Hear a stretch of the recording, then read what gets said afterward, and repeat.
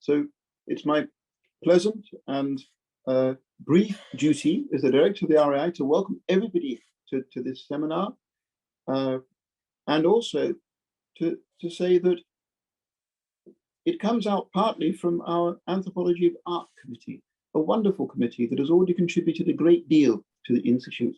It held a very large international conference on anthropology and art, which was one of the most enjoyable conferences we've ever organized. And this really is just another example of the wonderful work that they do. So we are here to celebrate time and its object, a perspective from Amerindian and Melanesian societies on the temporality of images. And now I hand over to the redoubtable editors, Dr. Paolo Fortis from the University of Durham and Professor Susanne Kuechler from University College London. Thank you very much indeed. Thank you very much, David. I will be chairing the first part of our meeting here today. Welcome everybody and welcome our speakers as well. I will be introducing the speakers and you will have short presentations of the chapters, and roughly in about an hour we will be completing our presentations and open up to a general discussion. And I hope you all will be having really good questions for us waiting already in the Q&A section. And we will also, I'm sure, coming up with lots of questions ourselves. So the first person to introduce is Carlo Severi, who has written the epilogue to the book. And he will be speaking to us today about that: images, ritual, action, and deep time. Carlo is professor of anthropology and director of research at the École des Hautes Études in Paris and director of research at the CNRS in France. And Carlo, over to you. Well, hello, I'm very happy to be here with all of you. And first of all, let me thank Susanne and Paolo for inviting me to comment on this very remarkable book on time and images or objects. Well, my starting point are some thoughts of Nancy Munn's about time. In her famous review essay on the anthropology of time, Nancy Munn writes that the social existence of time is inherently paradoxical, since time is both something we live in, so to speak, and something that we constantly elaborate and give form to. Time is thus constantly shifting from the status of a nearly imperceptible background of social experience to the social activities where time is socially and explicitly elaborated and measured by social actors. There is a quotation of Nancy Munn that impressed me. She said, "These inescapable convolutions are critical features that anthropologists should incorporate in their models of social cultural time." So, inescapable convolutions. In his book dedicated to the anthropology of time, published a few months after the appearance of Munn's review essay, Alfred Gell seems to offer an implicit answer or a response to Munn's perplexities about the invisibility of time. The time we live in is not immediately perceptible, Gell argues, because human perception and the human experience of time are so integral to each other that they converge in the same perspective. Gell argues that this fundamental link between time and the human cognition becomes visible only if we understand that perception is not a passive reception of sense data. So there is time, perception, and image that are immediately linked in the proposal of Gell. perception is, for Gell, a mental way of image making. It is an active process, a way to generate visual information, not only to receive it from the external world. Therefore, the crucial link whose understanding might enable us to understand socially constructed temporalities lies between time, perception, and image making. This is why, for him, the study of images and the anthropological definition of time are intimately related. Gell's conclusion is that all images are not only elaborations of space, but also temporal maps. Ways then to materialize the memory of the past, the perception as it unfolds in the present, and to potentially mobilize imagination as a foresight of the immediate future. Of course, these are fascinating and bold thoughts. However, even when one shares, as I do, the general perspective proposed by Gell, one could make at least one remark. Actually, Gell responds here only partially to the paradox formulated by Mann. He explains in a brilliant way why one of the forms of temporality Mann refers to, the time we live in, escapes perception. However, for Mann, time always unfolds on two different levels. We are in time, but we also create it. And this gives time a kind of complexity that we should account for. If we accept Gell's explanation of the invisibility of time we live in, we can still wonder about the kind of time we constantly make through our acts. What relation the experience of time as a nearly imperceptible background entertains with social action? Well, Gell convincingly argues that an important way to make, and I'm quoting here, through our acts, the time we are in, is to produce images, as we see them, for instance, engaged in ritual action. But how, then, can images and ritual action create complex, socially constructed temporalities as opposed to the temporality we live in without perceiving it? What is the relationship between these two dimensions of time? Well, I think that the collection of articles that we have here provides a number of detailed answers to this question. In many cases, time becomes quite literally the stuff images are made of. In other words, a relation to temporality is present both in the socio-cultural time images we live in to refer to Mann's terminology, and at the same time, so to speak, in the kind of time images create.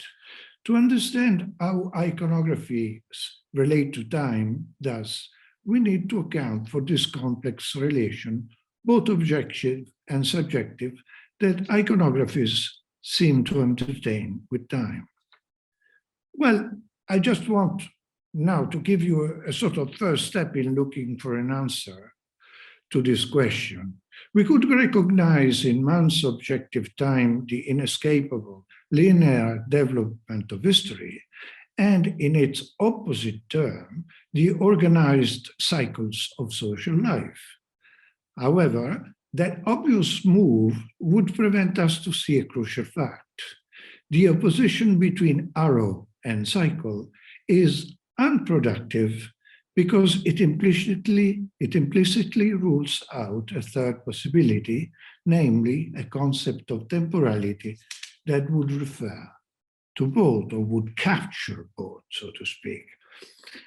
This conceptualization is far from being only an abstract possibility. In a remarkable essay, Stephen Jay Gould has shown that the understanding of the deep time, which characterizes, for instance, the evolution of art, has become possible only when scientists like Hutton and Lyell became able to cease opposing cycles and linear sequences and found a new way to refer to both.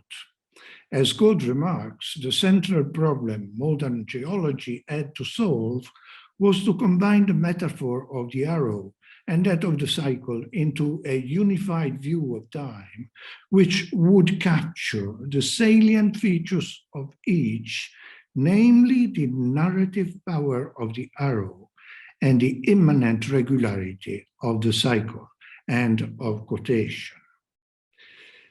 So let us simply remark that for Gould, the expression deep time does not only refer to an enormous and unexpected quantity of time, which had been literally unthinkable until the discoveries of Lyell, but it also refers to a kind of complex time that would include the coexistence of different forms of temporality.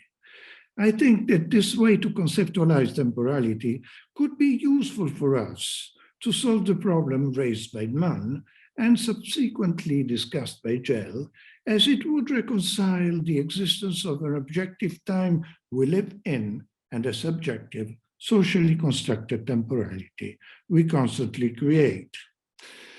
So if I would have to try to give simply the core of what I have understood of this book, is that this book essentially shows that ritual images construct meaningful temporal cycles of action without ceasing to refer to the inescapable flow of linear time that we all, in Mann's word, live in.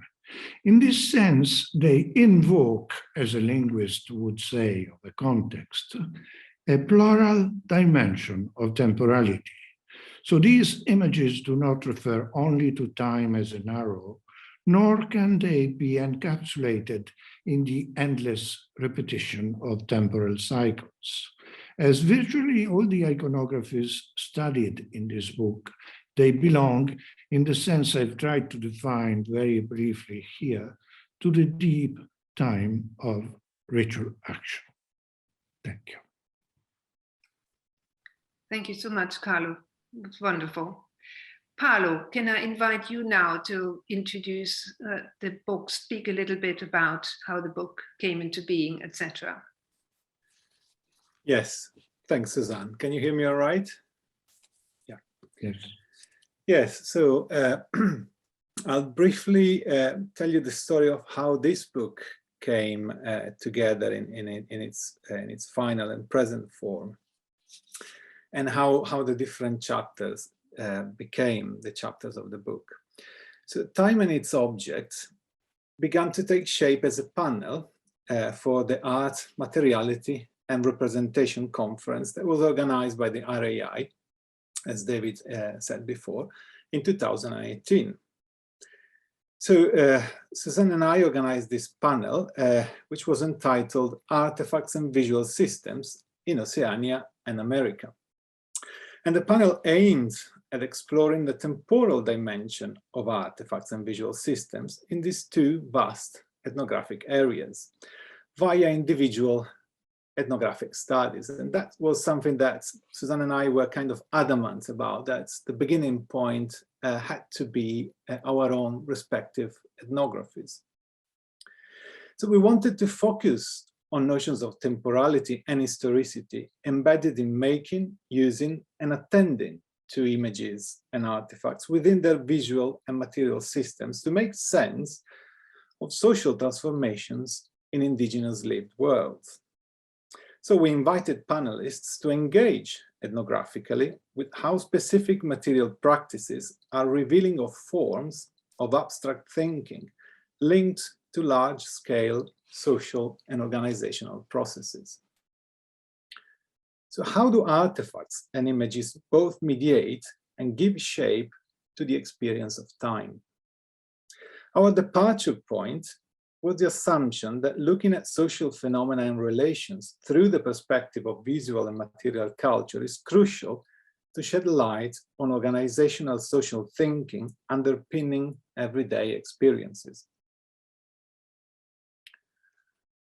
and everyday processes that are linked to the past and their projection into the future. So such processes include, for example, carrying out rituals, the making of persons, the transmission of genealogical and social memory, the working of gardens, the tending of maritime resources, and trade and exchange. The visual and the tangible alone are able to transmit the workings of complex systems. So if this point, on one hand, raises the issue of the nearly ineffable nature of concrete forms, on the other hand, it calls attention to their capacity to capture and return complex abstract ideas, such as those underpinning the perception and the shaping of biographies and of generational time. So behind these initial reflections was an engagement with Alfred Gell's notion of time maps, and what we considered a crucial insight into how societies construct shared systems to navigate not just space, but also time via systems of images. These insights into the relation between concrete and abstract images in the navigation of space and time led us to think of artifacts as images as time maps, allowing not only the navigation of past events, but also the shaping of biographical and generational time. So images map the time, and distinct conception of time make a difference to images and the understandings that they elicit. Relations are therefore immanent to artifacts and images and to the systems they are parts of. We began to delineate a series of systematic differences and similarities that, in the introduction of the book, Susanne and I grouped together around the broadly defined categories of multiplicity, repetition, transformation, and the centrality of the body in such time-bound processes. These categories helped us in comparing relations between elements of the different visual and material systems at a higher order of abstraction. So comparing relations between relations, as it were, across these two vast regions seems quite a tall call. But by the same token, if the passage from concrete to abstract is at the core of the visual and material processes analyzed in each one of the chapters, we take abstraction to be inherently dependent on the concrete. So that's time reckoning processes are dependent on those images of time created by and contained within these artifacts. Thus, articulating and comparing abstract ideas is in itself a form of navigation, which relies on the concepts generated by the ethnographic engagement with specific lived worlds. In this sense, we intend this book to be an initial mapping of a conceptual territory, which could hopefully lead to further explorations and conceptualization. So the book is divided in 3 parts, dealing respectively with deep time, the second part with biographical time, and the third one with historical transformations. So these are indeed not neatly separated categories, but rather strategies to navigate complex systems of thinking and acting. In the first part of the book, the focus is on processes made objects, as Ludovic puts it in his own chapter on Aboulay's speaker's long yams. These are, in Fred's case, processes that incorporate long-term historical trajectories and a sense of deep time, of origin, which ineffable qualities are nonetheless immanent in everyday boat building and gardening practices.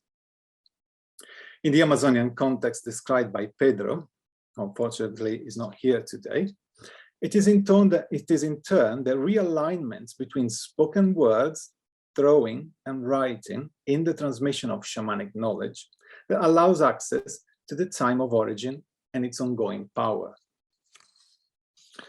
In the second part, sequences of actions and processes are described as unfolding in the making and attending to specific patterns in artifacts and images.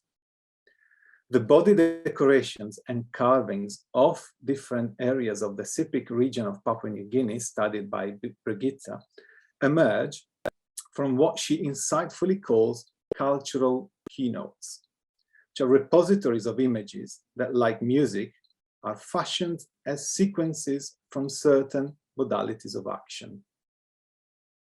In a not too dissimilar fashion, the patterns painted on the bodies of Hunikuin people from Peruvian Amazonia and woven into clothes and hammocks capture relational and temporal dynamics, key to the formation of person and kinship ties, which, as Lévi-Strauss noted, should reflect the appropriate distance between self and other, both at the social and cosmological level, as Els argues in her own chapter. The chapter that Susanne and I wrote in this second part, as she will describe more in detail later, picks up on similarities and differences in the ways wood carvings in New Ireland and among Kuna people in Panama convey complex sequences of transformational relations between the living and the dead. Finally, the third part deals with processes of social transformation indexed by particular material and immaterial forms. Victor describes how the space of the house for Shuar people and their non-indigenous neighbors in the province of Macas in Ecuador has transformed to accommodate new forms of relation with others and with new forms of production. While Graeme shows how 3D images of Malangan carvings in New Ireland have taken the place of the carved objects because of their capacity to retain the qualities of action and processes that previously went into making and attending to such objects in mortuary ritual. So this final part of the book arcs back to its beginning, to the beginning of the book, bringing together the reckoning of deep time in day-to-day activities and historical processes of social transformation, such as the navigation of intersecting worlds, instanced by the last two chapters. So our intention was to show that these two seemingly different processes, which could be read as opposition between continuity and change, can be looked at through a similar perspective that foregrounds the multiplicity of images generated in the mind by means of structurally homologous repetitions.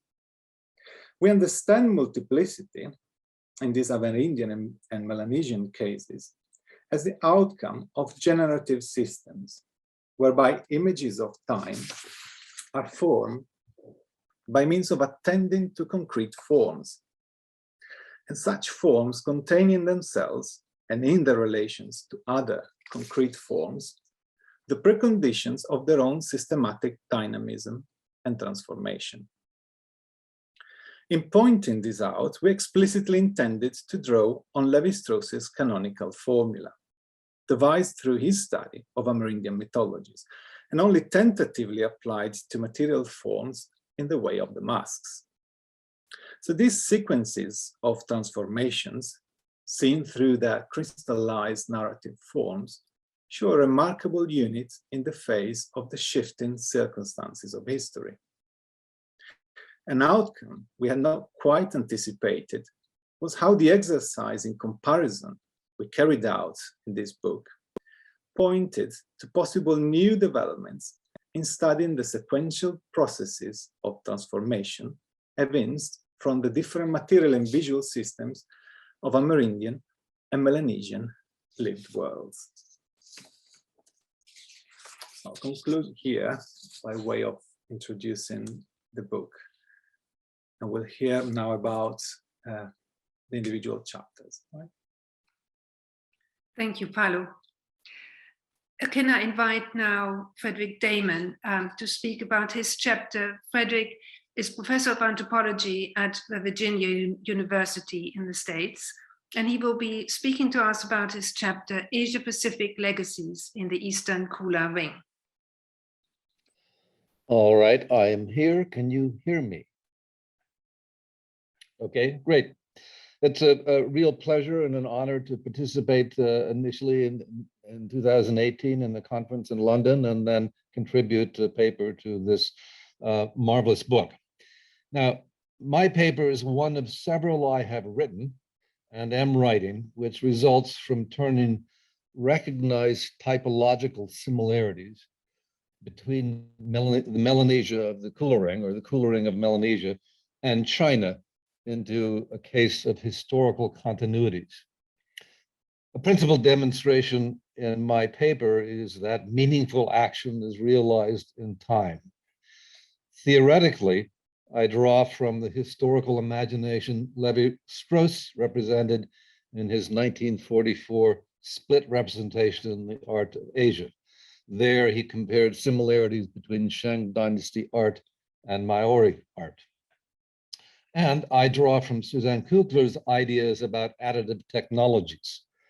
She illustrated what she meant by that by discussing how Polynesian cloth results from the layering of patches. When I read that, I realized immediately that it conformed to, for example, the structuring of Chinese rice fields and the Chinese writing methods, in the latter, where characters are created by ordering strokes inside a literal field. And the word for that field into which Chinese learn how to write is one of the words that can also be used for rice fields. Now, by the time of this realization, I was deeply into seeing how a primary Chinese orientation, Tianxia, usually translated as all under heaven, in fact, conformed to much of the cosmological and practical action in the Coulering. Now, I described much of this stuff earlier, but it had never really made sense to me until I saw it realized in Chinese materials. For this paper, I experimented with the degree to which I could understand the most important boats in the eastern half of the Coulering in terms of a layering process closely conforming to Kuechler's model. Now, I had no idea if that would work, and I'm actually quite surprised that it does. A reason why I've focused on these boats is because they are sort of a cultural key in Bridget's sense of the word. Everything in the island is boat-like. And beyond that, boats are likened to stars, stars to powerful people, etc. In any case, this works. Although most of you know about these boats from Nancy Munn's discussion of them, in fact, the forms completed in Gowa and a neighboring island are imperfect realizations of the model. They become perfected and reproduced as parts from other anthropogenic resource zones, fields and forests, supply the necessary parts. And everybody knows this. That is, that the boats that come out of Gowa, where Nancy Munn did her work, aren't actually very good. They become better when people can substitute mostly trees from other places and other patches of time, if you will. The boats then become very complex realizations of several temporalities. I was actually quite shocked when I realized how closely the image of the boats conformed to what I first thought were sort of happenstance differences in gardening techniques across the eastern half of the Coulering. In fact, those techniques and practices in different temporal regimes are explicitly organized and very well known. Now, I believe the degree to which the Coulering resembles China is something that had to be worked out in time. I think it more closely corresponds now than it did, say, in 1200. And I know a little bit about those transformations and could speak to them if anybody would like me to talk about that further on. Now, after the fact, it's very clear that my argument dovetails with how both Ludovic and Brigida organized their papers. And there could be a really interesting dialogue there. Thank you very much. Thank you so much, Fredrick. Unfortunately, Brigitte Hauser-Schäuble was also not able to join us today. But let us move on now to Ludovic Coupaye, who will be talking to us about his chapter, The Living Shape of Time, Time and Techniques in the Case of the Abule Speakers, YAMS. Ludovic is associate professor of anthropology at UCL. Yeah, so first of all, I'm very pleased to be here, even so that for unfortunate reason, I wasn't able, if you remember, Paolo and Susanne, able to partake to the conference. So that was a real honor to be invited, nevertheless, to contribute to that. And that gave me the opportunity to engage with my ethnography from something that was latent in my previous work, but which I hadn't had the opportunity to actually engage there. So the chapter was built on a sort of engagement with that recurrent debate in anthropology between flux and moment. And I start with referring to the work of this sort of Bergsonian tradition, particularly through the work of André Leroy-Gourand and Simondon, but also because my main interest was about object and this sort of falsely concrete dimension and fixed dimension of object, which has been part of my mind for quite a long time.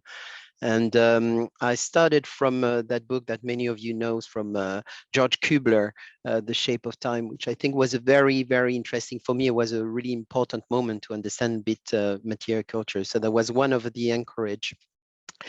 And the second thing, so this paper, in fact, was engaging with 3 dimensions, which I think were important in my own approach to object. First, this idea of object as deposit of time, particularly for the analyst, the archaeologist, or the historian, etc. But also, I think, for the people we are working with. The second part was also this idea of extended memory, extended capacities that Leroy-Gourand talks about in his book, Gesture and Speech.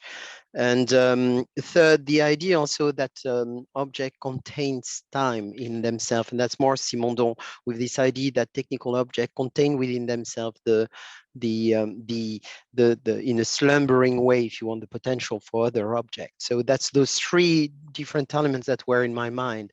But in fact, I felt I cheated a bit because I'm working here with a very particular object, which is a living being, a yam, a plant. And anyone who has engaged with that in Melanesia, and I know many of you here, or with similar tubers across the world, know that the particularity of yam is their vegetative reproduction. So it's not really cloning, but it's actually the replication of the same individual, literally the materialization of the individual across space, of course, through the cultivar, but also across time. That's one of the first botanists, Burkill, would describe that when we're looking at a yam, we're looking at, in fact, at a very old entity, living entity, which is dispersed. So I had all those elements there. And in fact, for me, that was the reason why I'm saying I'm cheating here, in a sense, is because my object is a living object. So it grows, right? And it replicates. So, and you can see actually its behavior. It's not exactly like a painting from if you want, from a really ethnographic perspective. So basically what I did in that chapter was to take those different elements and try to push them a little bit further. And a couple of things came there, of course, the discussion and particularly the mention of Nancy Moon of how time is intimately linked as, well, in fact, and they're not really rhizomatic because rhizome is but we can discuss that later. The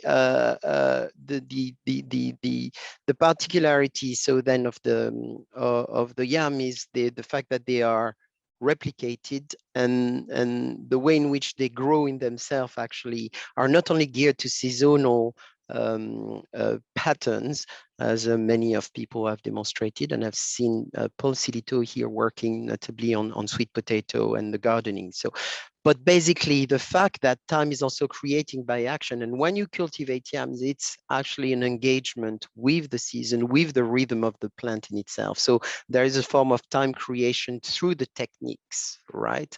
Through the technical activities, and you have to follow and engage with the yam. So the fact that the yams are, particularly the long yams, are after a while harvested, decorated, and displayed was very interesting for me, because I was really, you've got this sort of flow of time, and you've got this moment when the yam are displayed at a particular moment, and that's the framing. You stop the time here, and that's indeed the moment when you have several temporalities that comes into focus. You've got the temporality of the plant, you've got the rhythm of the village life, but you've got also the history of the tuber and of its cultivator. So you've got this sort of a whole mixture here of different temporalities that are condensed, literally as I think that was Carlo, Severi, and Michael Hosman who talk about, you know, this aspect of condensation, condensed at that moment and displayed in a single artifact, just for a moment. And then it's cut into pieces and it is distributed, and then it regrows and there is new instantiation there. So that's basically, as I conclude there, I think that is something which is very, very, very interesting, and that addressed this idea of the different temporality.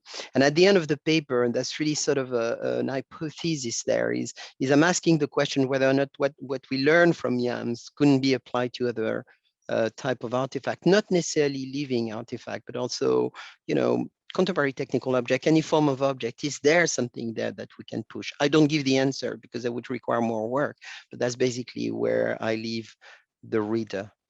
Thank you very much. Thank you, Ludovic. It's a pleasure to introduce to you now Professor Else Lagrou, Professor of the Federal University of the University of Rio de Janeiro, who will be talking about her chapter, A Mediation on Time, Pattern and Relational Ontologies in Northwestern Amazonia.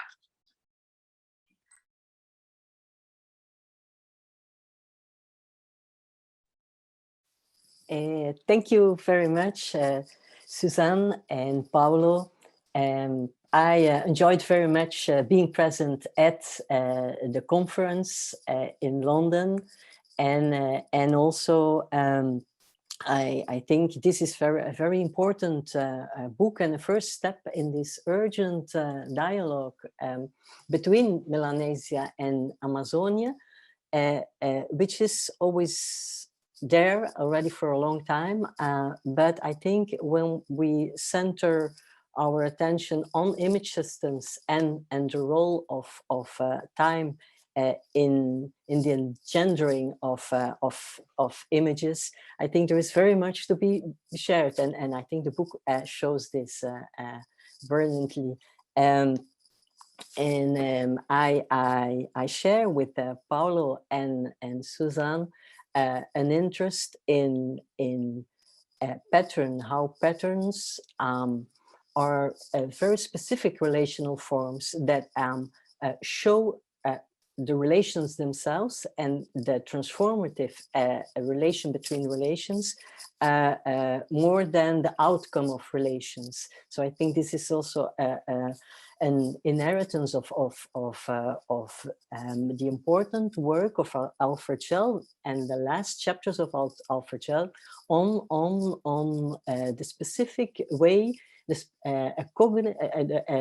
patterns relate persons and artifacts, and patterns are also very frequently the production of patterns, female art. So I think around the theme of patterning, we can also find ourselves.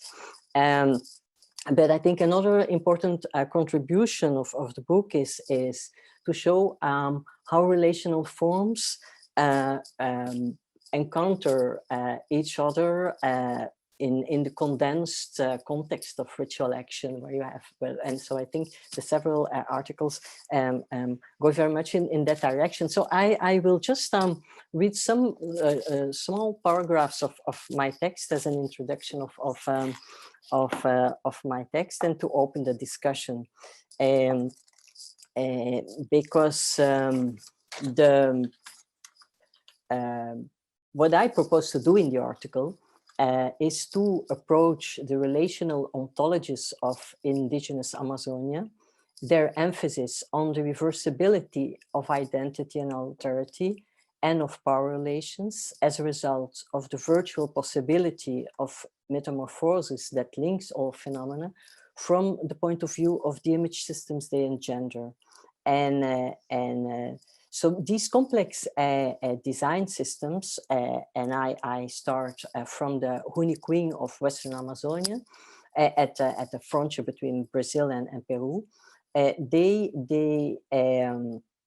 with their labyrinthine, almost abstract patterns that cover whole surfaces of bodies and artifacts, constitute specific ways of making visible the intricate relational constitution of the world, a place inhabited by animate and sentient, intelligent beings with whom connections need to be established as well as separations need to be produced. And the art of patterning, a female art in Western Amazonia, thus produces complex spatio-temporal maps to be deciphered by eyes prepared to do so. And then there is a team that connects also strongly Amazonia and Melanesia around the production of patterns, that is secrecy and the art of veiling and unveiling of the relational knowledge condensed in these forms, and they are central to the kind of knowledge encrypted in these forms. So to understand how Amazonian image systems engender specific kinds of worlds as a network of connected forms, we need this pragmatic approach that I think is present in all our papers, that shows how song, design, ritual, action, myth, and everyday technology turn around the same conceptual themes of relating and separating humans and non-humans through processes of identification and differentiation. So in Amazonia, these visual thought processes, this production of pattern is independent from oral and written regimes of initiation and condensate non-verbal information about the proper sociological and cosmological distances to be kept and transgressed as foundational events in the construction of this relational universe. And in this sense, patterns are related to biographical time and are also strongly connected to the processes of transition between the living and the dead, and the connections and separations that need to be made. So the Amazonian universe is characterized by transformational relations between humans and non-humans in a back and forth movement of becoming self while becoming other. And that is very typical for Amazonia.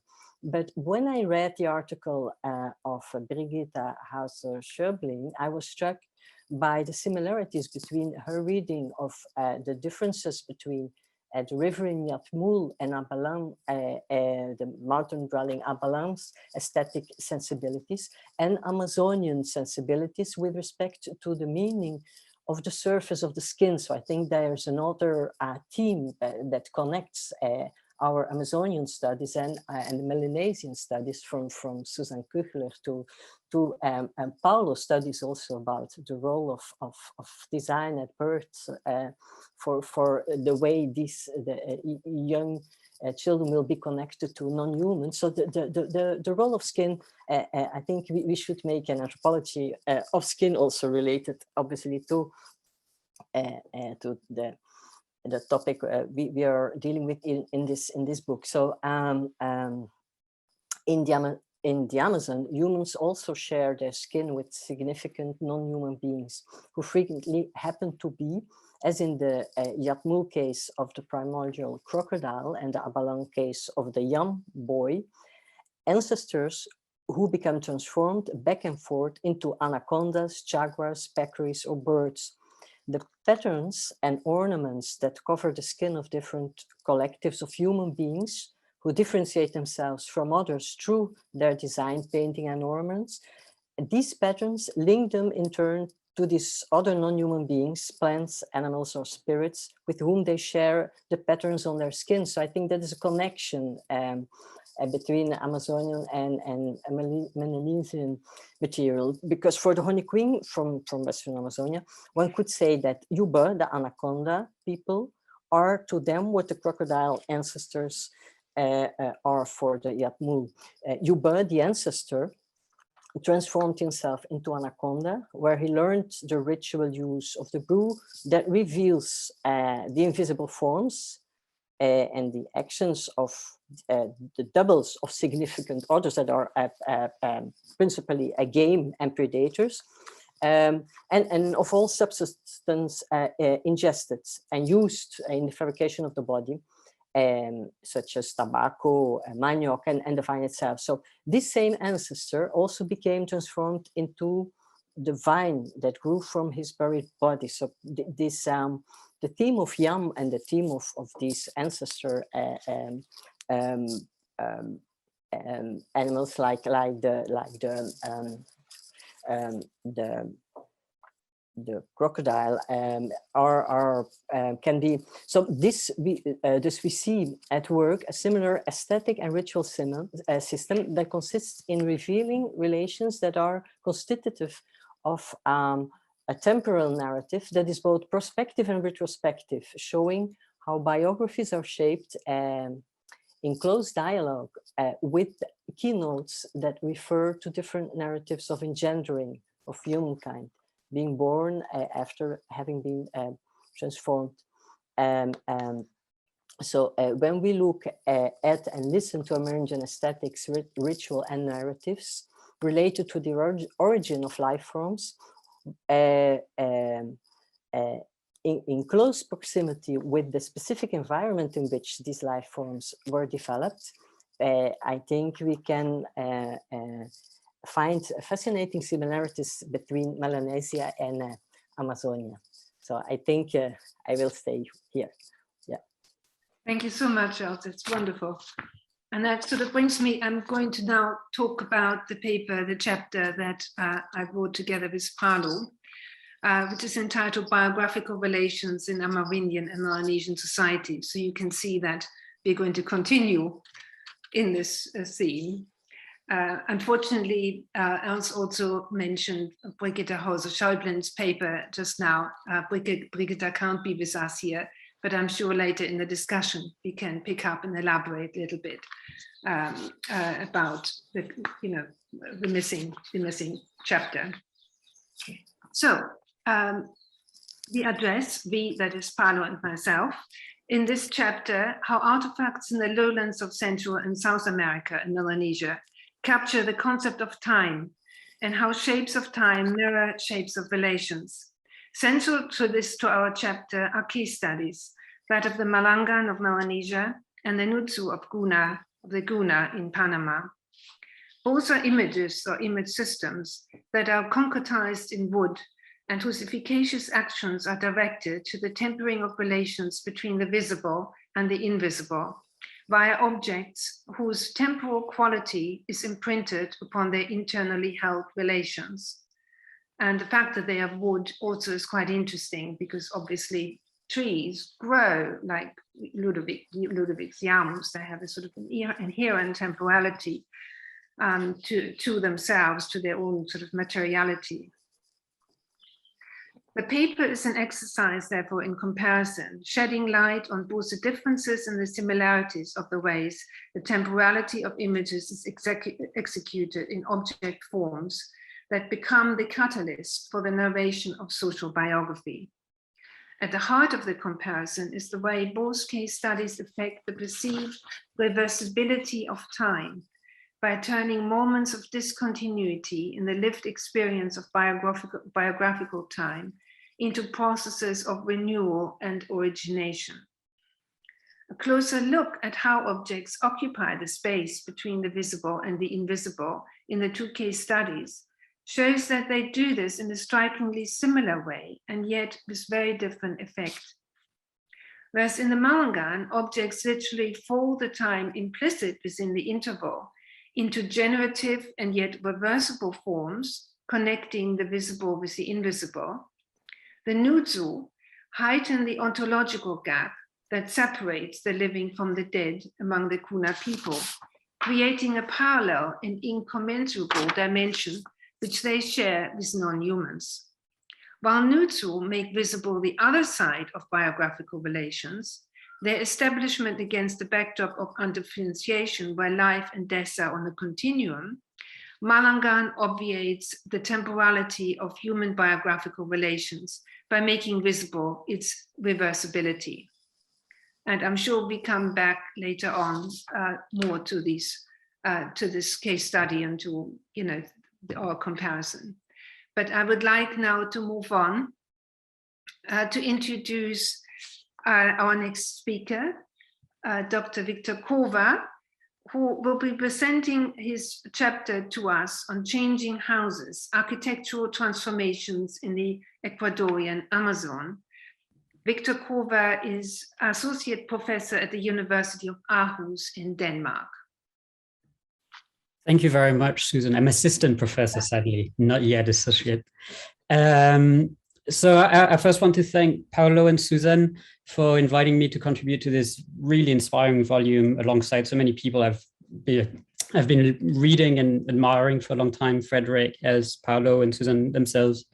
And even though I did not participate in the original panel, unbeknownst to her, actually, Susan has provided some indirect inspiration or provocation for my chapter through her participation in a plenary discussion at the ASA in Edinburgh in 2014 on beauty, alongside my supervisor, the regretted Pedro. There she gave a fascinating talk about Eastern Polynesian patchworks, whereas Pete talked about 18th century Scottish art. And the conjunction of both talks impressed upon me at the time the difficulty, but also the necessity of talking about aesthetic forms, art, or as the volume's introduction puts it, style. These difficult terms because they are so European. For anthropology. At the time, I was finishing my PhD thesis, and this plenary discussion led me to my postdoctoral project on the transforming role of aesthetic forms in the economic and political relations between settlers and Shuar people in the Ecuadorian Amazon. As Pete Gow had made clear long ago in his contribution to the 1993 ASA debate, alongside Joanna Overing, on the proposition aesthetics is a cross-cultural category. Pete and Joanna said at the time, aesthetics is not and cannot and should not be taken as a cross-cultural category because it has this very specific European history. It emerges right in European bourgeois society for a specific set of reasons. And yet at the same time denying, Pete said, denying that aesthetics, and we could also say style, is a central category to our experience of the world as anthropologists, fails to register how and why other people do not experience the world in such a way, and how we do nevertheless experience parts of their world as beautiful, as art. And so the trick is how to relate these. And Pete's exemplar at the time was Lévi-Strauss's Way of Masks, which begins with the role of indigenous masks in surrealism and in the modern art market, precisely in order to end with his reflection on the house as both a social and material institution in medieval Europe, as well as in various indigenous societies. Reading some of the other chapters in the book, I think that my main contribution there is to try to show how the category of architectural style can emerge imminently among both indigenous Shuar people and colonos, settlers, in the Ecuadorian Amazon.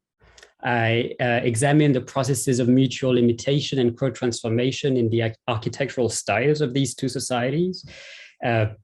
The Shuar in a little town called Macuma, the settlers in a larger town called Macas, over about a century. And I argued that following neo-structuralist analyses of architecture in Amazonia, that Shuar and settler houses were both structured by relations of kinship, so that the reception of in-laws constitutes most of the functional and decorative relations between inside and outside, front and back, in each so-called style. But that with the proliferation of land titles, new technologies such as chainsaws or cement, as well as state control of land use and building materials, but also with the generalization of wage labor, tourism, and political clientelism, style as an expression of the relation between particularity and universality displaces relationality and kinship in both Shuar and settler appreciation of what houses are, although they do so in different ways. Among settlers, as houses and land become commodities, relations to kin and potential kin come to be replaced with relations to potential buyers and renters, which could ultimately be just anyone, and style serves to increase market value or decrease it in some cases. Whereas among Shuar people, collective property titles make the commodification of housing highly restricted, if not impossible. But house building itself has been largely commodified. As a result, the kin relations also has been replaced as a sort of dominant relation, but this time by relations to state officials, NGO workers, and tourists that may provide access to goods, employment, or money so that you may build your house or other things in the future. This has led among Shuar to a duplication of houses where there will be a house in a traditional style erected in order to house the foreigners and to domesticate them, while settler houses are built, so-called settler-style houses are built for the family itself to live in and become increasingly settler-like, and therefore there's a sort of process of mutual domestication there. So I'll leave it at that. Thank you very much. Thank you so much, Victor. That was wonderful. And now to introduce our final speaker, Professor Graeme Ware from Bristol University, the Anthropology Department in Bristol, who will be talking to us about his chapter, Returned Not Made, Visuality, Authority and Potentiality of Digital Objects in a Melanesian Society. Thanks very much, Susanne, and thank you both, Susanne and Paolo, for inviting me to this fantastic book launch, and thanks to the RAI. A bit like Ludovic, I wasn't able to attend the actual conference at the British Museum, but it's really exciting to be involved in this publication, and particularly actually coming last in the kind of panel today has given me the benefit to actually see and think about some of the relations between my chapter and in particular the contributions from my colleagues here, and in particular how actually this idea about images and image making in particular is generative of particular forms of social relations and so forth. And I think that's really what my contribution to the book intends to kind of drive forth, and it's really very much situated in New Ireland, in Papua New Guinea, where I was lucky enough to be involved in a project a few years ago when I was based in Queensland. It was a project which was initiated by the Nalik people, a group of people in the Nalik region, who are interested in quite literally kind of revitalizing their own Malangan carvings. This is something that Susanne was talking about earlier, but using new forms of technology, digital technologies, digital scanning, and the internet to be able to reintegrate museum collections within this kind of image economy within the island. And some of this was this project I was able to participate in and observe, and it kind of raised a whole set of questions which are very much germane to the book. And in particular, I was very interested in this idea around new forms of visuality, particularly around the idea that, and this is something that Susanne, of course, has written about, is the idea of Melanesian societies being image-based, the value of images over actual physical objects themselves, and how digital images kind of reinstilled particular forms of potentiality and political authority within the community. And in a sense, it kind of raises questions, a bit like Ludovic has done today when he's talked about yams. Is that the ideas that are associated to absent Malangan, absent carvings, which are languishing in museum collections. They're a bit like yams in a sense. There's a kind of, they're there in their kind of virtuality, with the potential to return through these types of technologies, which the NALIC people were working with the Queensland Museum and myself to reinstate. So the chapter itself is very much looking at and thinking about Alfred Gell's work, and in particular, as Els talked about, the latter chapters, in which Gell talks about the principle of least difference, and how particular forms of images are generative of certain types of or new forms of social relations, and how they images appear to kind of map out different forms of sociality. What are the kind of potential for variation? Is there an emphasis on conservatism as opposed to innovation? These are the kind of questions that were raised through the return of these three-dimensional objects from the Queensland Museum. And in particular, the idea that these objects were seen to be, they were collected in the 19th century by British and Australian colonial administrators, and they were seen to be old. So there's a kind of temporal aspect to them about being old and being literally redolent of political authority, of a time when custom in particular was strong and ritual efficacy was seen to be very potent. And so there were kind of questions about how people would literally unmoor these objects within community life and to think about them. And what it really did, I think, and what my chapter kind of describes, is the way in which these digital images reinvigorated the political authority of kind of chiefly people within the society, and how, in particular, what was originally set out to be a kind of democratic project in which people were concerned in the community about how Malangan carving and knowledge of that was being lost, how actually the resurfacing of these old objects related to people's social histories and their land actually had to be acted on in a particular way, which prevented their kind of liberal circulation within the community. So what set off to be a kind of liberal minded democratic approach ended up being something that reinvigorated hierarchy and the political authority of the Niemeyer, the chiefly people within society.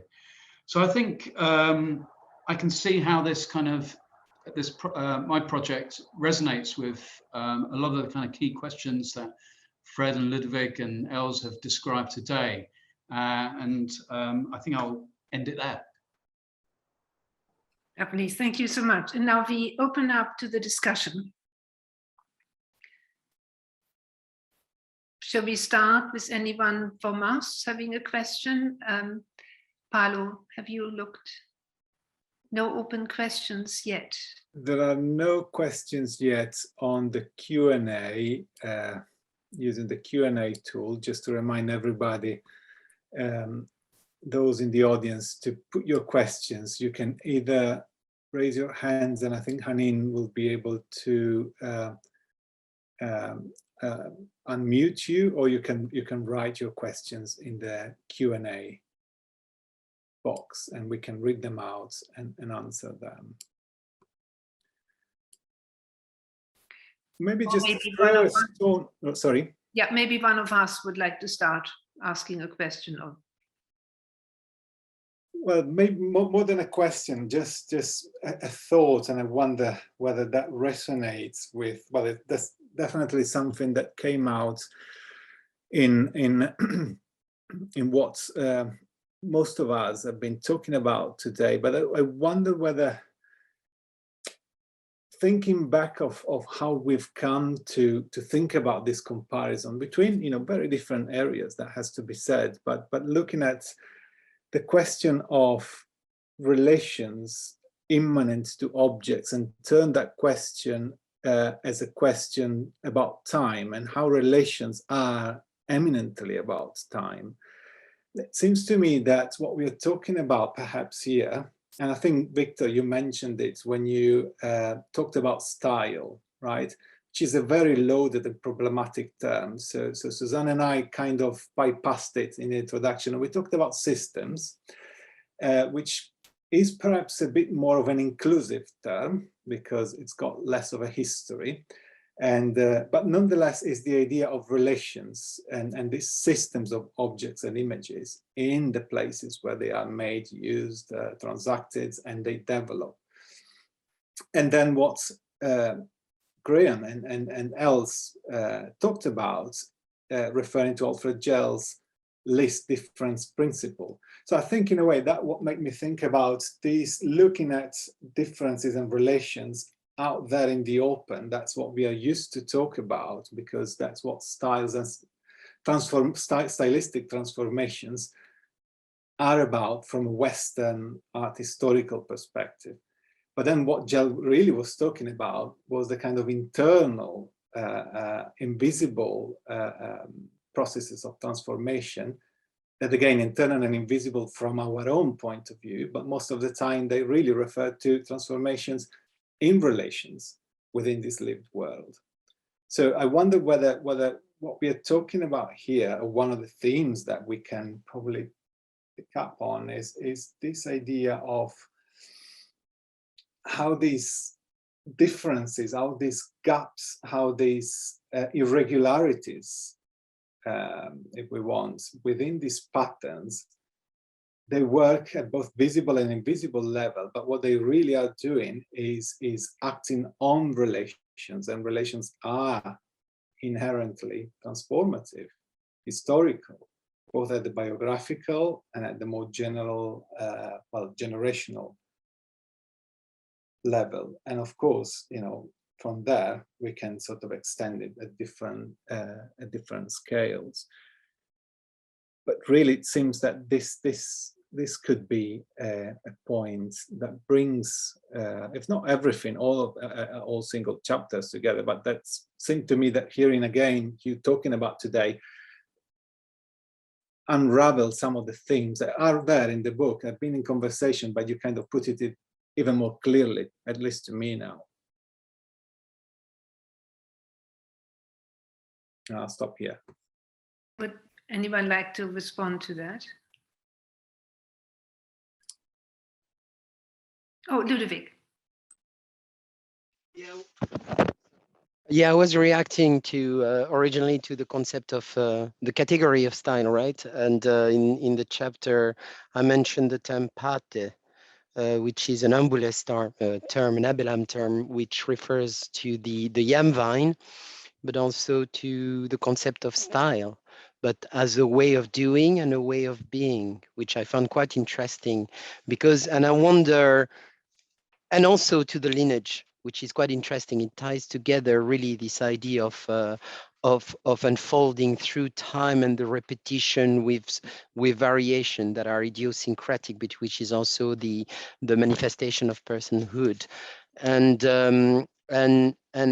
the fact that the people translated pate in Tok Pisin as style, I found that very interesting, because it is also, it indicates something which is profoundly temporal, which is about the ways of doing or ways of being, almost a form of habitus, if you want to, if I can say that, right? And I think that's quite an interesting way to rescue the concept of style from its sort of rigid sort of understanding, and it allows more for processual understanding of style. Michael Dietler and Ingrid Erbich have published a text in the 90s about linking style and habitus in a very interesting way, particularly in the case of techniques. So here there is something where style as a way of doing the ways in which it is deposited within the image or within the artifact is also quite interesting. Slightly, and how from there it has the potential to create or reproduce with differences with.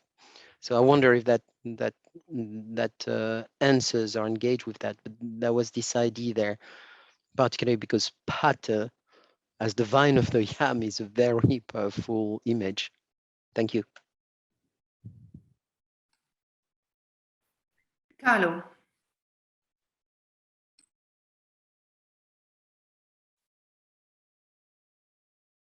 Carlo, did you want to say something? Well, yeah, that's okay. That's okay. I was just trying to spot where to click, so to speak. I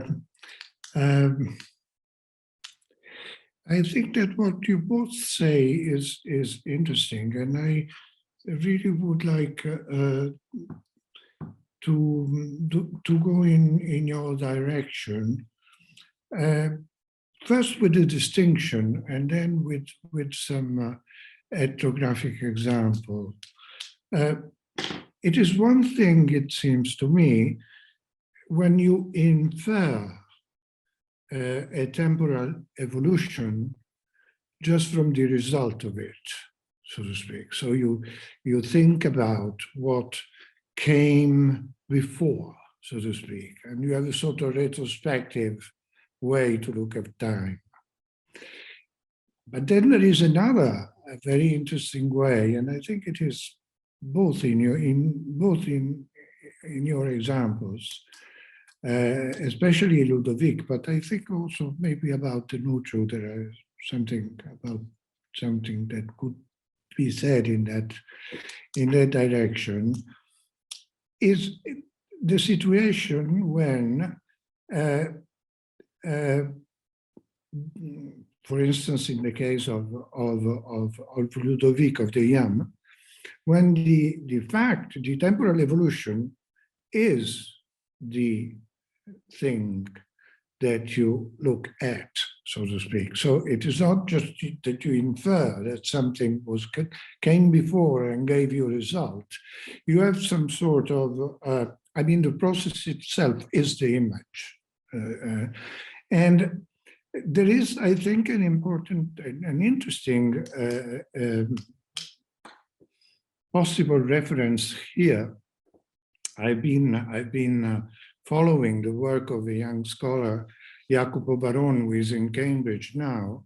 And he has been working on sand drawing in Vanuatu.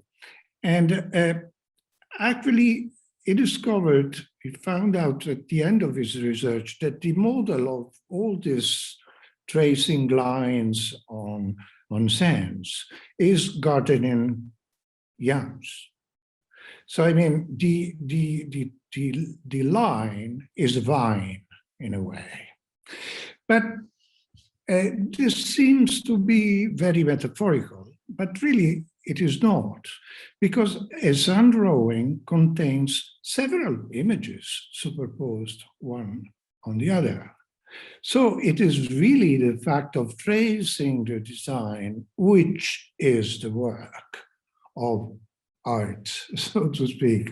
So in this sense, we really have a sort of processual image which is given to see as something, so to speak, expressive of some content. So maybe it would be really interesting to start a dialogue with that kind of iconography. As for the Nuccio, I was thinking of the fact that the Nuccio are, you gave a really splendid description of the Nuccio in Ustupu, for instance. And on my side, we have never really discuss the better. But on my side, I was made aware of the fact that every Nucho has a sort of secret, not meaning, but story.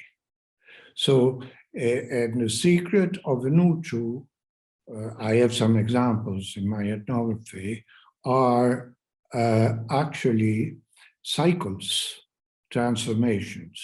So from that being came out another being, and from that second being came out something that which generated this presence.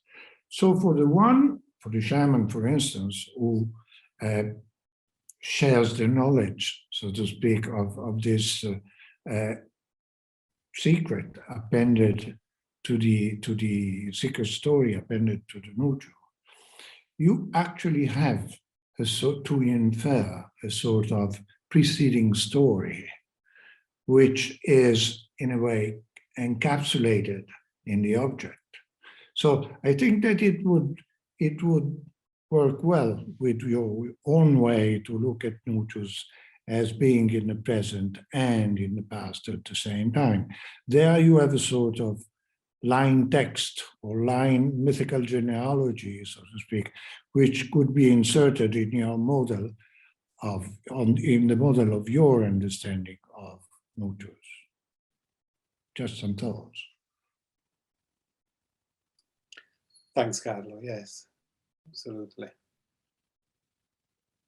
There was a raised hand, I think, from Fredrick, and yeah, and then else. I'm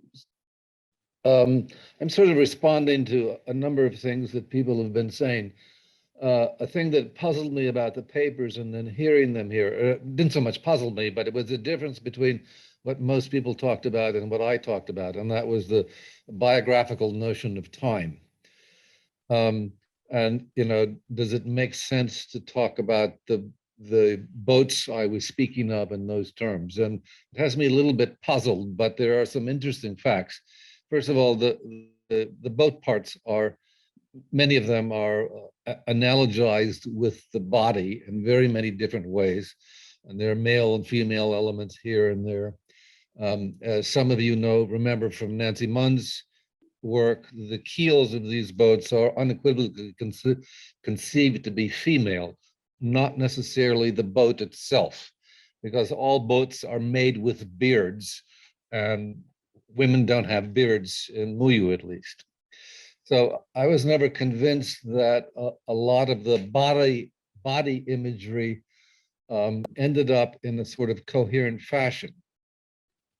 But there's another thing that's about the quality of this whole region, and that is that it's really organically differentiated. In the origin myths, you know, people say, well, you know, the creator came here and he gave us our order, and then he or she went to another place and they've got an order there.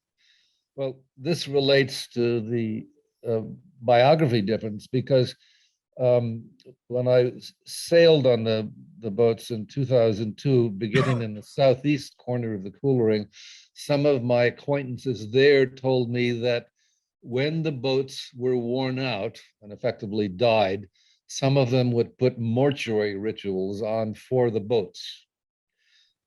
Now, I asked my friends where I live, up in the northeast corner of the Coolring, did they know that? And they said, yes, they knew those people sometimes created mortuary rituals for boats that were now out of use, but they didn't do that themselves.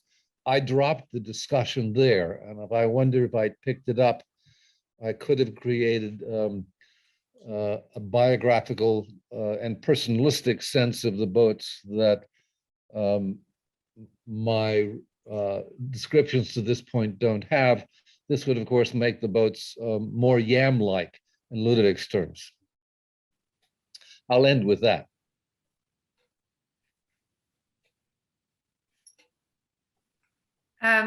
We have a question in the Q&A. Paulo, do you want to read it out by Eric Vidal? Oh, sorry. Yes. Carlo, you want to first speak? Yeah, and I think that's it's directed to Els, and since Els also raised a hand before, probably this is a good way to then Els, you can also say what you wanted to say. But I'll read this question out from Eric Vidal, who says, if I heard Professor Lagrou correctly, she mentioned focus on patterns as engendering relations rather than as the outcome of relations. I think this is crucial in the notion of structure. It's all about the possibility of transposition onto new forms of media. A structure, in a way, is that which is capable of being transposed. And this leads on to two debates. One on intersemiotic connections between different media, another on mathematical relations. Given that our own mathematics is in itself intersemiotic, letters, numbers, figures, I wonder if people have given some thoughts to possible connections between mathematics, objects, and time. Well, this is a very interesting question. Els, do you want to either comments, response first, and then we might open this up to other people too? Yes, I think that I will afterwards ask Susanne to comment upon that question, because I think the relation between patterns and mathematical thought is something she has thought about and worked with. But I do think that the attention to pattern and then talking from my ethnographic case, and I wanted to link that also to discussion about Nuccio brought up by Paolo and Carlo, is that what we have seen in Amazonia is that even if we are dealing with images, these images are not images of an identity that one wants to show. They're images of what they are not. So they are always pointing towards relations that are in a process of transformation. So time is inherent in the relational structure that is shown by patterns. So to be very concrete about my own work on patterns with Huniquing, when I wanted to isolate the patterns and associate them with groups or moieties or gender, they would always say that the meaning of pattern is the connection between differences of gender, of connecting opposed moieties, or so for the Huniquing, or who are for the moment losing their very important namesake system as a regulation for marriages, suddenly the idea that the pattern shows the logic of marrying opposed moieties becomes very significant. But at the same time, what you see in the logic of Huniquing patterning is that the asymmetric detail is always inserted. The asymmetric detail in Huniquing pattern is not an accident. So this small difference is constitutive of the way the system it changes over time. So at the same time, the Huniquing who are trying to now make their graphic system become recognized as a immaterial heritage, they say, how can we define our system, because we are Kenya people with design. How can we define our design system as being ours while it's all the time transforming? So I think this has to do with the relational logic of the pattern. So as long as the logic is followed in a recognizable way, it will be recognized as a Hunnicuing pattern. And one of the factors that are very important to produce new patterns, to engender new patterns within the Hunnicuing style, is these small differences that engender new patterns. If you isolate small parts of a pattern, you can see them in basketry of neighboring groups, etc. But it's when they are when you put the different patterns together in enveloping frames, that you can see that you are dealing with a design system that is alive. So I think there was a development very close to what also Paolo noted for the Molas among the Guna, that these patterns become each time more complex and have to do with the complexification of the social relations that are present in the patterns. And so I think this is very close to the work Susanne has done on the patchwork. And so I think I gave a very ethnographic answer, but I think it's in that direction that I think that I can answer your question.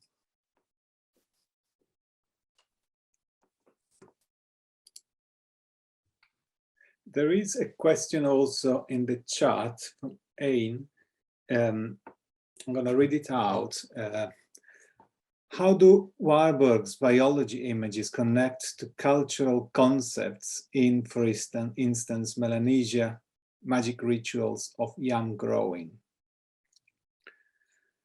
I don't know if Ludovic, you want to address this, or I know Carlo as well, you've written about Avi Warburg's work in relation to anthropology, or Susanne, we can.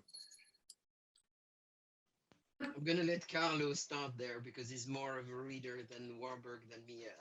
To be clearly, to be honest, I've only superficially touched on Warburg some time ago at the time.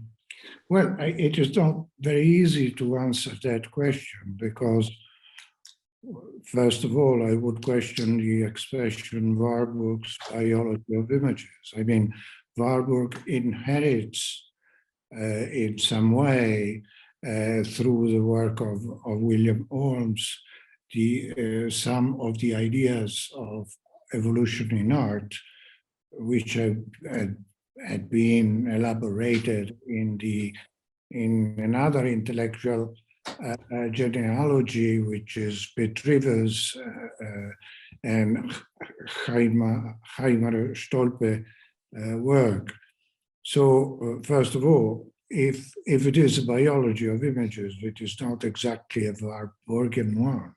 So that's the first point. I would say that if there is something that Warburg taught and is useful in this context, is that the object is not an image, is never an image. The object is a series of action, images, sounds, words, and this and that, referring to a field which has to be elaborated, a thought field, so to speak, which has to be elaborated. For instance, in the case of Ludovic, the idea of how to understand growth, how to understand change, how to understand the permanence and impermanence, so that kind of thing, from the Warburgian point of view, would be a bit like we are trying to do, which is to add up a number of manifestations of these social practices and representations centered around the problem, let us say, of the forms of life, so to speak, that we are trying to question. So that would be a possible answer to that question. The idea that we don't do it, we don't get about these things the way art historians do, for instance, they would focus on icons, on representations, on objects, and this, that. We are looking for series of, so to speak, a sort of extended semiotics which responds to the very nature of ethnography, which never is encapsulated only in one thing. I don't know if you agree with me, or Ludovic, you want to comment about that? I've got a very quick point. Just, I know Susanne wants to answer more on the Warburgian, but on I can respond for my case, and I'm sure Fred also can say something. But the role of images in the magic ritual of yam growing, of long yam growing, is not as big as one think. There's a lot of aesthetics there, but a lot of the actual, what we call magic of the technical ritual operation don't necessarily mobilize images. They do mobilize the famous paint, the magical substances that Forge was talking about. What I found from my own ethnographies, in fact, it is as much a paint as it is a fertilizer. You see what I mean? So Forge was insisting on the paint dimension, but in fact, it is also a fertilizer, and there are some elements that are common. When images come really into the yam growing to actually partake in the growing of yams, it's usually hibiscus flower, red, which is placed next to the head of the yam because of the red and the contagion, which is similar to the powder of some butterfly that is put in the pigment to give the images a sort of power, or the painting. But in itself, there is no, I haven't found any direct relation between images and yam growing. So there is relation through the entire complex of initiation and etc. But when you are in the garden, not that much, or haven't found. Thank you, Susanne. Sorry. We are getting more questions coming in. Can just very, very quickly coming in here to sort of suggest that really this book in some way, I mean, all the chapters and all the ethnography is in a sense really Warburgian. So it really picks up on Warburg's idea that, which he proposed as a methodological, very much as a methodology as well as a theoretical paradigm shift. To understand the image as in of itself inherently temporal, rather than seeing it as being of a time, seeing how the image unfolds over time, and of course transforms and changes, etc. And I think what the ethnographies and Eld's ethnography, Ludovic's, but every single chapter I think brings out is that it's in a way, much more complicated to understand the relations. So it's actually about relations between images that objects kind of are merely a trace of. They're sort of little footprints, like Lévi-Strauss's allusion to the great Navajo chief, the Dakota chief who's recounting the movement of the god, the footsteps he leaves over the place. So in a way, the objects are in a way these kinds of little momentary imprints. And the task is to understand the complexity of relations that are both created but also actually the idea of relation that is being communicated, transmitted to us via these little, snapshots of which we can kind of glimpse at the image, that allows us to glimpse at the unfolding of the image. And what is so interesting, and just to quickly come back to Eld's comment, I've applied to Eric Vidal's question, but also to pick up on the biology of images, biological images that Warburg made a big course to. What is so interesting that is mathematics is obviously a language of relation. It's actually, arguably the way to think relation. The idea of relation is inherently mathematical. Now, the problem comes in the way that we think about mathematics is very one-dimensional, is very flat. and even of a, algebraic sequence, you think of it as really flat. And there's additional problem also in Lévi-Strauss that the canonical formula in some sense is kind of flat.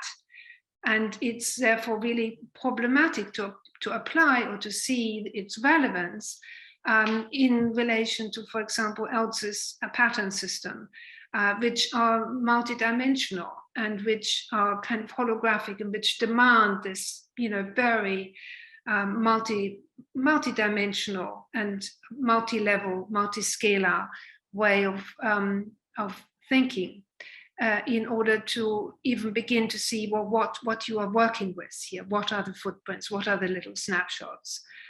So I think probably for me, one of the results of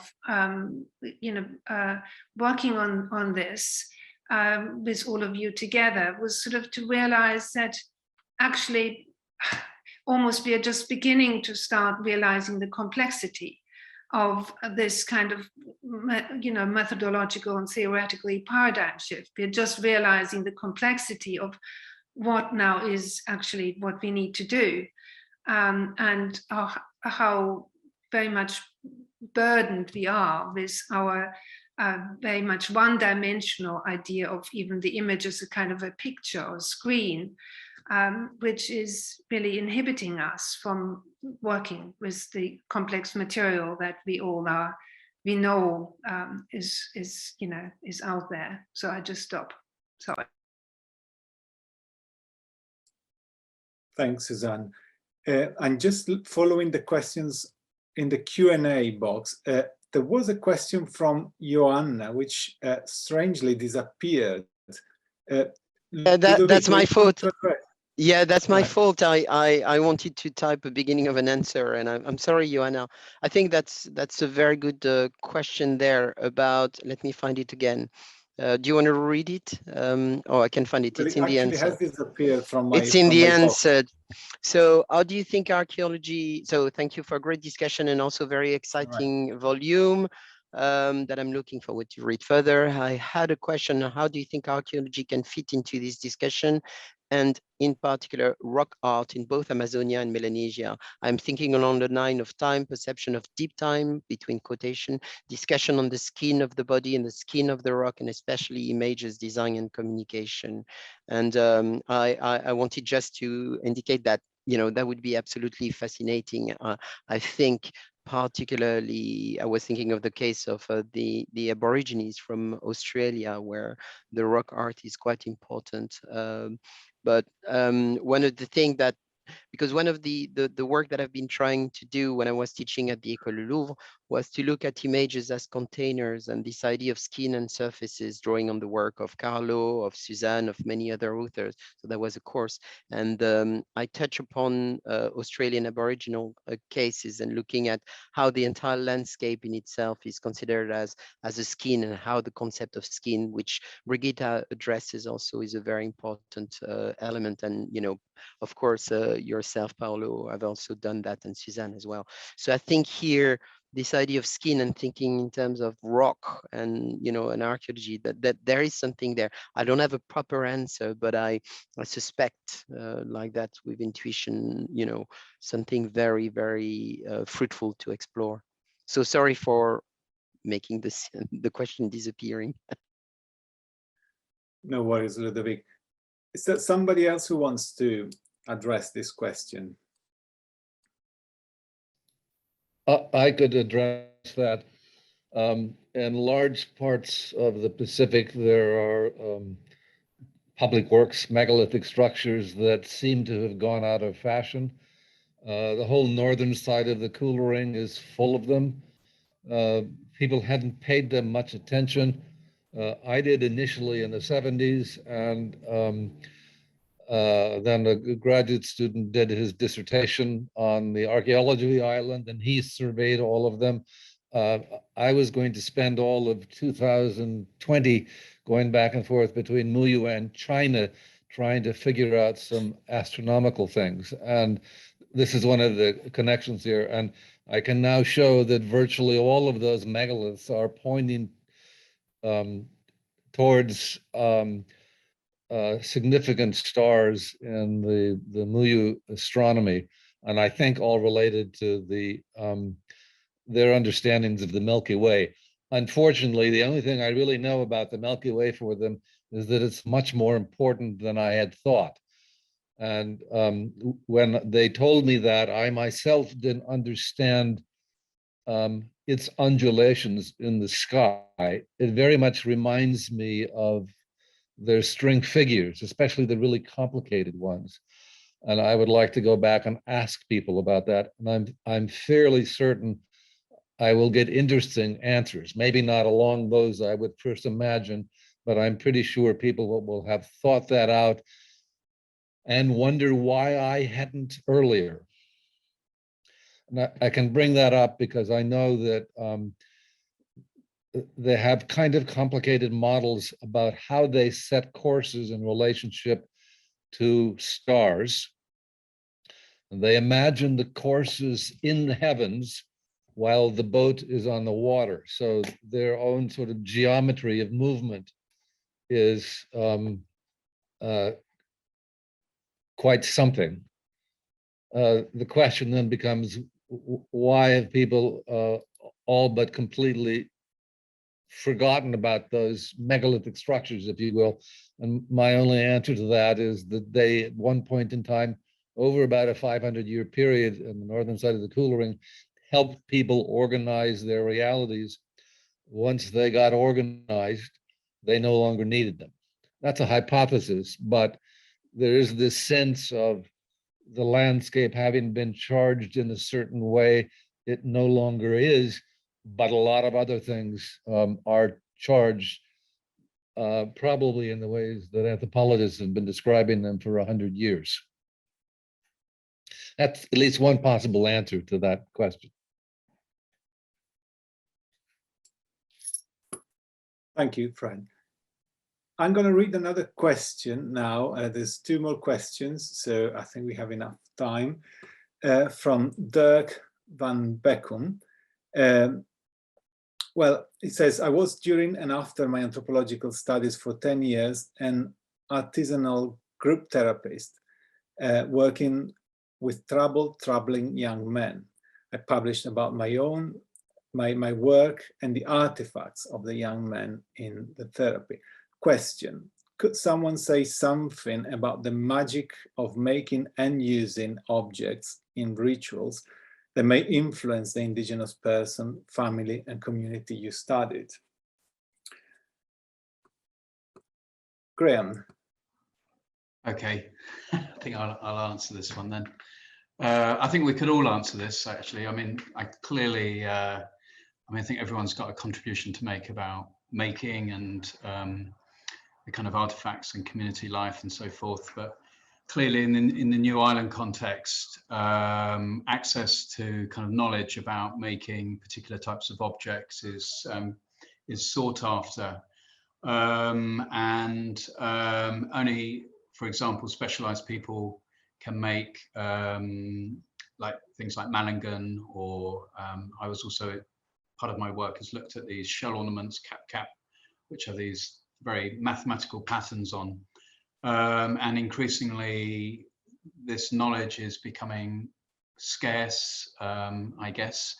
But at the same time, the idea that people still produce these and reproduce these types of objects, and in many cases, in Papua New Guinea, for example, the state itself sees, or the government itself sees, the idea of reintroducing traditional crafts into communities as a kind of redemptive process in which somehow being able to reproduce ancestral objects is a way in which civil society or community life can be reinvigorated. And part of the problem, I guess, is an age-old problem that young people don't know or feel detached from traditional life and from making. And that was one of the feelings that the Nanik community felt about Malangan, and one of the reasons why they wanted to engage in digital technologies because they had seen that young people now, the ubiquity of mobile phones, that potentially that they could be using phones to access customary artifacts and relearn or to re-engage through those types of media. But clearly there's kind of implications around the kind of politics that these unmooring these images again kind of raises within communities in terms of the politics of access and so forth. So I think that's something that anthropology has looked at quite widely and is a really important question, and certainly the role of museums as well, and how they see themselves as supporting and understanding how the needs of indigenous communities, in terms of repatriation and so forth, and revitalization projects. I think there's a lot to be said about that. So. Thank you. I think Dirk has just written an addendum also in the Q&A, saying that the young man lost track of time while they were making things. And I think that's sort of, just to add to Graeme's answer, I think that's really very interesting in this sort of almost by getting, lost track of time, you find time in a very different way. And you are, almost that what you make begins to be the kind of, instantiation of time. And I think for, what Graeme said about New Ireland in Melanesia, I think it's a really important, we'll see what happens. I mean, it never, the young people were never really involved in the making, but they were always involved in the observing of the making. And we're very much involved in the, in the process of being involved in the whole, process of seeing to possibly to be able to make things. And, this is that being interrupted, I think, is probably a big problem today. But, not just in Melanesia. Yes, I would like to add an example from the Amazon that does not come from my own research, but the research of my student, Isabel Cardoso, with the Ticuna, where they had an epidemic of what looked like suicide. And then the whole process of trying to understand what was happening. One of the interpretations that was advanced was that the pubertal rituals were not being held properly, and the masks that had to turn present and give form to the Ngo spirits who used to attack menstruated girls were not made anymore. So the interpretation of when a girl would hang herself was actually these spirits who would come to force the girl to hang herself. So I think that would be an interesting example about how the absence of ritual and of giving form to entities that are normally invisible can produce the presence of agency that is uncontrolled. Yeah. That's really good. Thank you. I was just briefly coming in on this. I find the notion of forgetting time and kind of losing track of time quite interesting here. And although it's very different, I wonder whether it speaks to what some of us, if not all of us, have been saying about how time is actually consigned to these artifacts. That, as you say, Susanne, they're kind of very temporary objects. So all these objects tend to be sometimes quite temporary, and so it's the thinking and perhaps even the unthinking and the forgetting of time that can be consigned to these temporary objects. And if I'm thinking about the Kuna, the wood carvings, the Nuchu, and what also you, Carlo, were saying about this kind of cyclical almost generational path from one spiritual being to another, that to me speaks of these completely different kinds of time. That is the time of non-human beings, that perhaps can be associated to the time of the dead, when people die and they pass on to this other domain. And that's a different kind of time from the more linear biographical time. And so the only way, that's what I was thinking, the only way that people think of this other time can have different flattened dimensions onto each other is by means of relating to these wood carvings, that they do contain in themselves a different kind of time that it would be otherwise impossible to engage with. And probably that's also a kind of losing track of time that Dirk is talking about. Very different example, but nonetheless, it brought this thought to my mind. And to this, I'm just going to probably synthesize the last question by Kerry Pataki, which mentions, picks up on the issue of comparison between Melanesia and Lowland and Lowland Central and South America.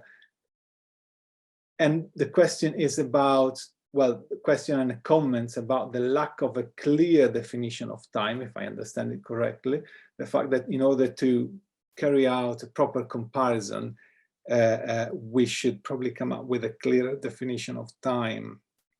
The larger issue is that in a book using time as a datum or a core dynamic, we need some sort of definition or articulated elaboration of it, else it remains yet another assumption. The use of arrow and circle touched on this, as well as the necessary factor of space, which is reassuring, but otherwise it seems that we are discussing specific substances without a frame or consistent context, i.e. substantive ontologies without a clear and substantial context. Thank you. Thanks, Kerry, for this question. It's not an easy one. I think we probably started from an assumption that the time, as Carlo says in his epilogue and said today as well, following what Nancy Mann argued a while ago, is both something that people live in and construct. So starting from that, it is very difficult to come up with one definition of time. And also Gell himself criticized any metaphysical approach to the question of time. So I don't think we avoided the question of defining time. I think we just reversed it and tried to look at it both ethnographically from this particular perspective of images and artifacts as containers, but also shaping time itself. I know it might not be a very satisfactory answer, but I wonder whether Susanne or others want to just come in. Yeah, I mean, as Alfred Gell sort of said that images, a time can't be conceptualized other than really through images. So images allow us to access, to temporalize time, to kind of think of time as, going backwards and forwards in time. And images, of course, are an abstract idea that needs to be concretized. And otherwise, there is no kind of intersubjective, there is nothing you can share with others about how you experience the time. So the concretization of your image is part and parcel of you sharing the world with others. And of course, these concretizations take different forms and different shapes, and they're different complexities, etc.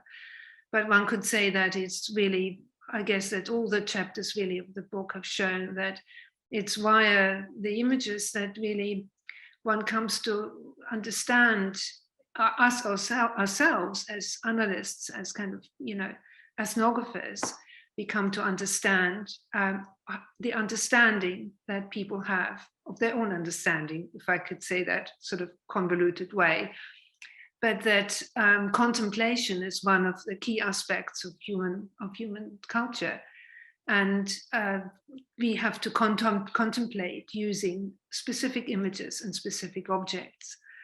And to understand understanding and to understand how others understand understanding, I think is one of the kind of really big conundrums of ethnographic, of anthropological research. And images sit right in there, in that sort of problematic, to my sense. And that's why they are so inherently complex and difficult to deal with analytically.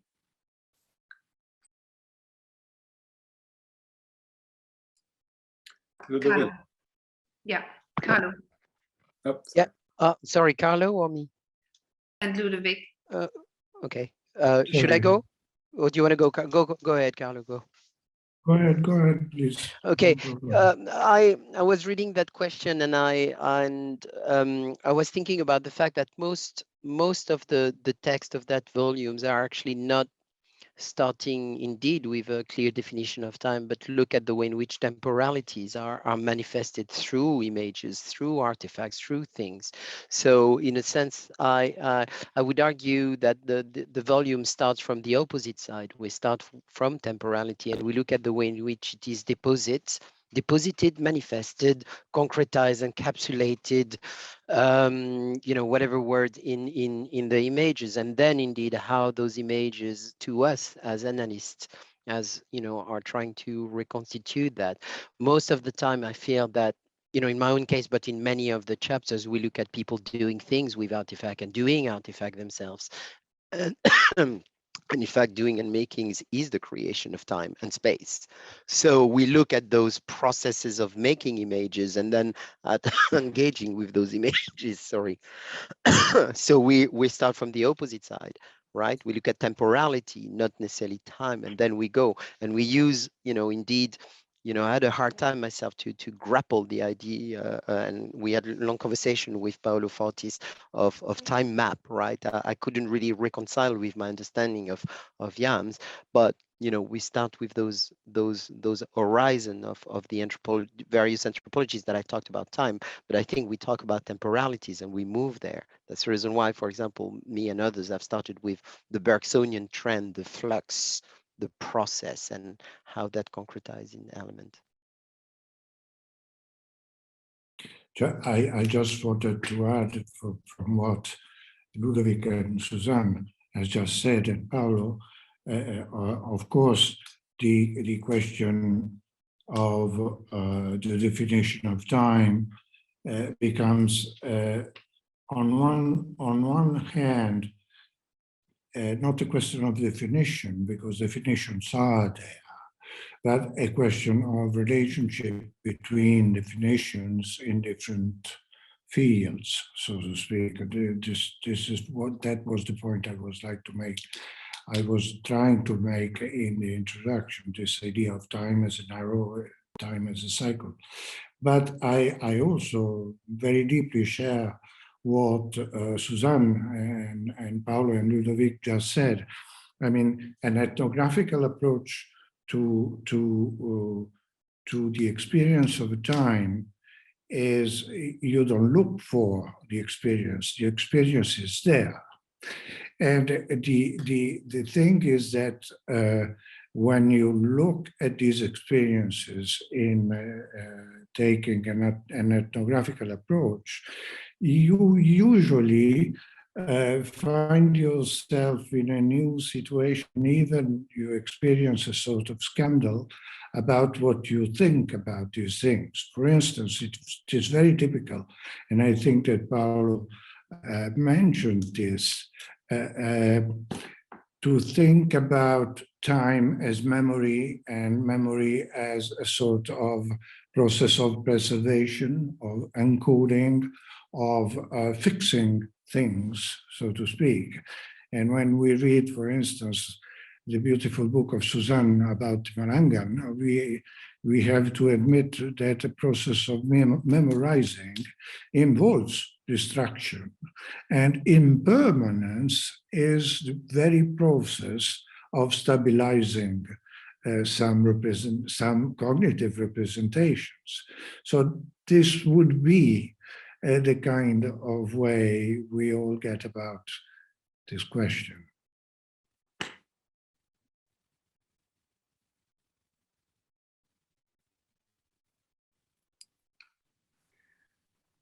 I suspect we are getting towards an end here. Anin just said we can go slightly over time, but we are already slightly over time. I wish we could continue this very interesting discussion, but I fear we'll probably put an end, have to put an end now. So I, for myself, just wish to say thank you to everybody who participated here, those who wrote in the book, each one of you, thanks very much for being on this journey, and hopefully we'll continue this very interesting conversation. For me, can be the beginning of something else. And thanks again, Anin and David and Amanda at the RAI for hosting this event. And of course, indeed, everybody who attended the event and asked questions, very interesting ones.